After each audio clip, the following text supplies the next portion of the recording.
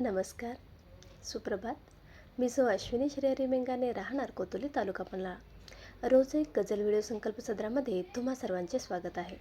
आज दिनांक 21 नोव्हेंबर 2024.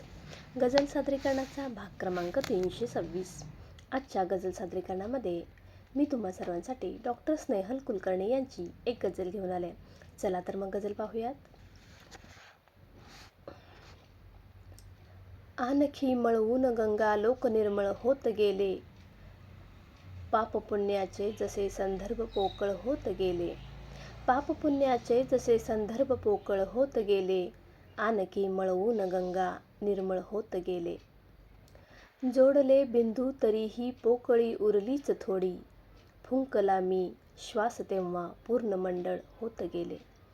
गुंजभर उडवून धुरळा थांबले नाही कदापि, दारचा मोडून मांडव शांत वादळ होत गेले. ती जवळ नव्हतीच तोवर गप्प बसले शूर सारे, प्राप्त झाली ढाल अनेक युद्ध तुंबळ होत गेले. नाचल्या मागे पुढे दिवसा नवे घालून कपडे, सांजवेळी सावल्यांचे रूप ओंगळ होत गेले. ते दरीच्या उंबऱ्यावर तप्त का झाले नसावे, अंमला खाली धुक्याच्या ऊन सोज्वळ होत गेले. चालले नाहीत कोणी संत वा विद्वान त्यावर, सोडली ज्यांनी दिशा ते मार्ग फुटकळ होत गेले. पाप पुण्याचे जसे संदर्भ पोकळ होत गेले, आणखी मळवून गंगा लोक निर्मळ होत गेले. स्नेहलताईंची ही गझल तुम्हाला कशी वाटली? व्हिडिओ पाहून नक्की अभिप्राय द्या.